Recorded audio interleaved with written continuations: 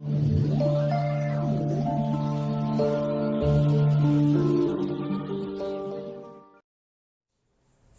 मित्रों, हर्ष क्लासेज में आपका स्वागत है।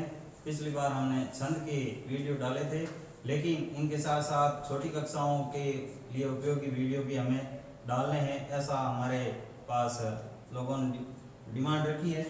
तो आज हम पढ़ेंगे कारक प्रकरण। कारक प्रकरण में हमें सबसे पहले ये जानना है कि कारक होते क्या है। कारक वाक्य को, शब्दों को आपस में जोड़ करके वाक्य बनाने में सहायक होते हैं। राम ने रावण को मारा। यहाँ पर राम, रावण और मारा ये तीनों शब्द है, लेकिन इनके साथ में जो जुड़ा हुआ है ने, को आदि कारक है। तो इन कारकों का प्रयोग वाक्य बनाने में होता है। क्रिया के साथ इनका सीधा संबंध होता है।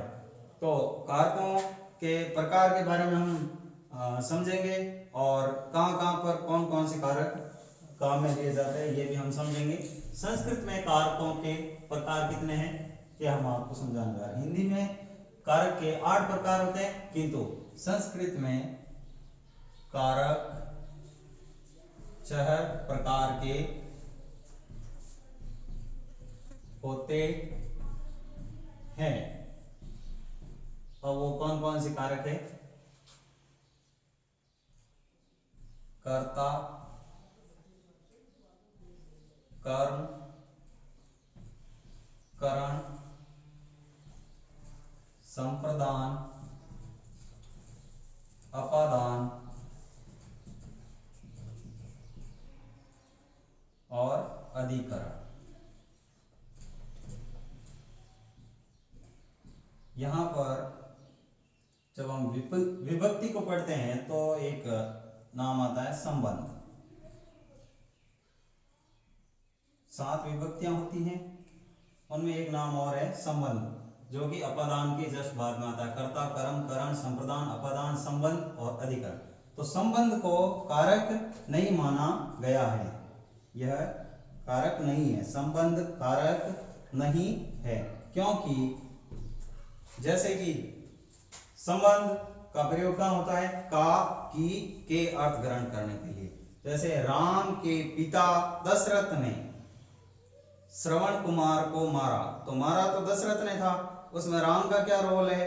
कुछ भी नहीं, वो राम के पिता है। तो यहाँ पर राम का क्रिया के साथ कोई संबंध नहीं है, वाक्य में उसका प्रयोग हुआ जरूर है, इसलिए संबंध को कारक नहीं माना गया है। तो यहाँ पर कारक कितने होते हैं? 6 होते हैं। 1, 2, 3, 4, 5 और 6। अब अधिकरण के बाद में संबोधन भी विभक्ति के साथ लिखा जाता है।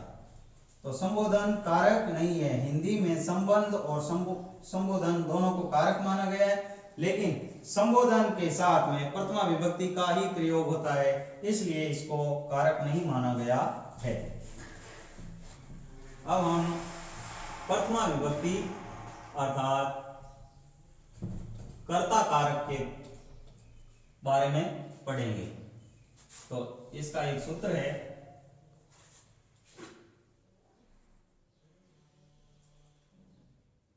प्रातिपदिकार्थ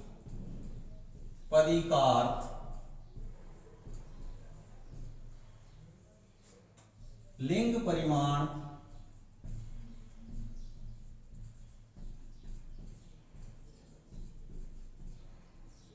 वचन मात्रे प्रथमा।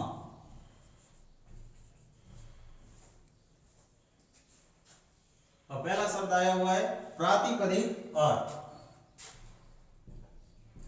प्रातिपदिक अर्थ,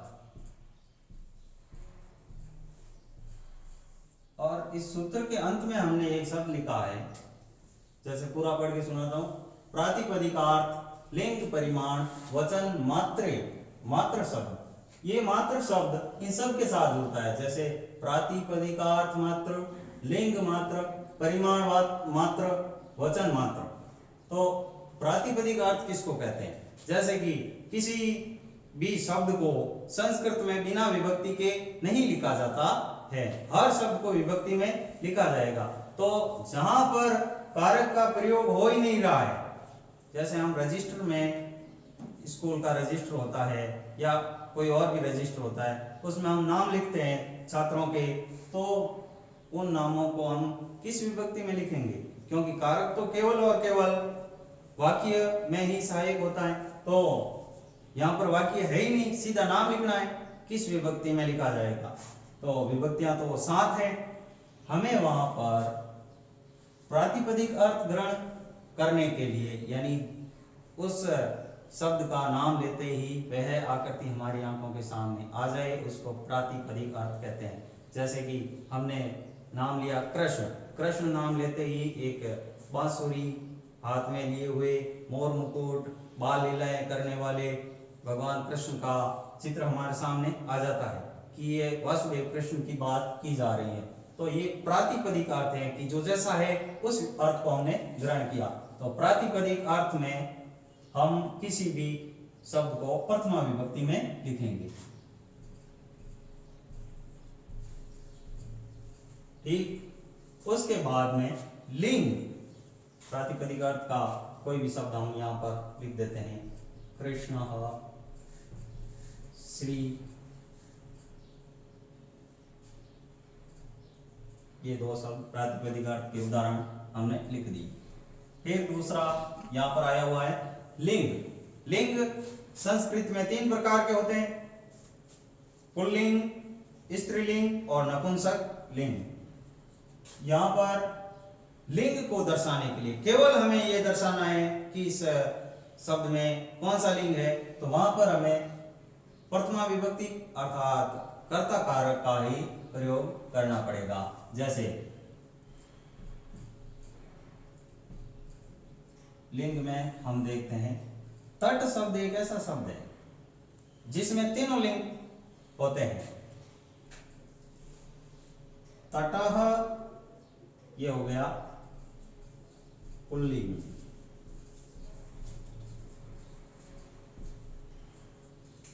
तटी स्त्रीलिंग,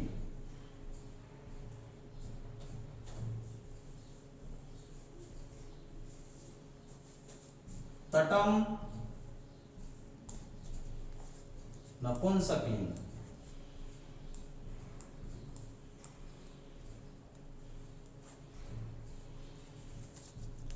यहां पर हमें लिंग का ज्ञान प्रथमा विभक्ति से हो गया। उसके बाद में परिमाण, परिमाण का मतलब होता है माप, अर्थात किसी वस्तु को माप तोल करने के लिए हम प्रथमा विभक्ति के शब्द का प्रयोग करेंगे। जैसे यहाँ पर पहले परिमाण शब्द का अर्थ लिख देते हैं, माप होता है, माप तोल, कोष्टक में लिख दो माप तोल। तो एक उदाहरण है द्रोणो व्रीहि,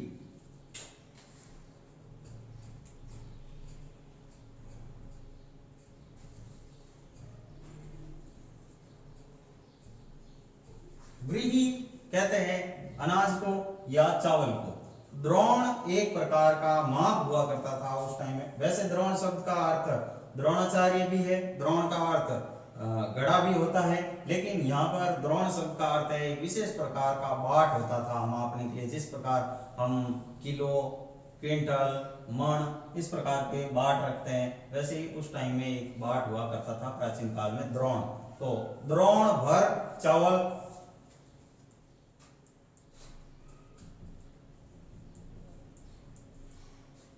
द्रोण भर चावल, कितने चावल है, 1 द्रोण।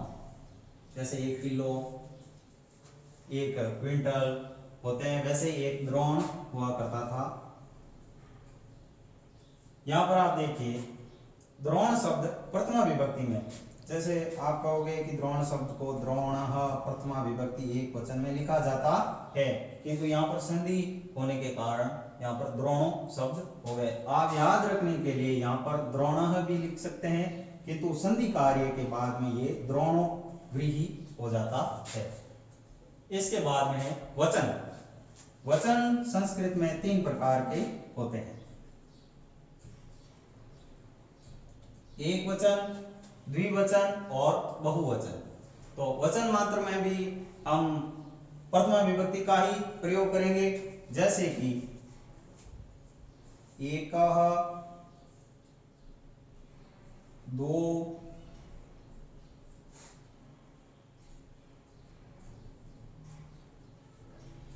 बहवः।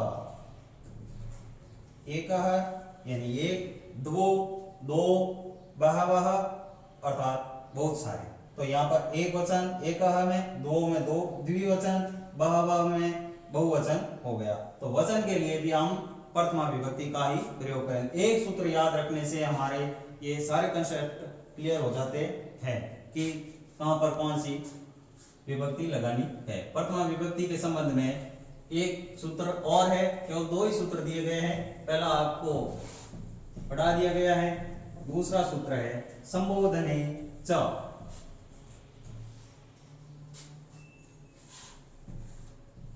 संबोधने च। ये सूत्र कोई खास याद रखने के लिए नहीं है, बस यही ध्यान रखना है हमें कि संबोधन जब हम किसी का करते हैं तो उसमें प्रथमा विभक्ति का प्रयोग होता है। जैसे कि हे राम,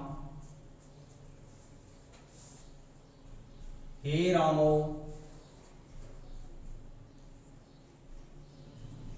हे रामाः।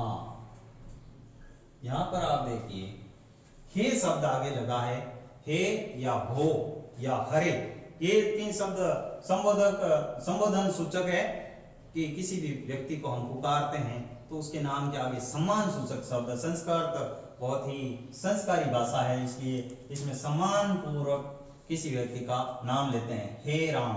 तो राम शब्द प्रथमा विभक्ति का ही है, यहाँ पर कोई अन्य विभक्ति या अन्य कारक नहीं आएगा। तो ये अपने प्रथमा विभक्ति के 2 सूत्र हो गए।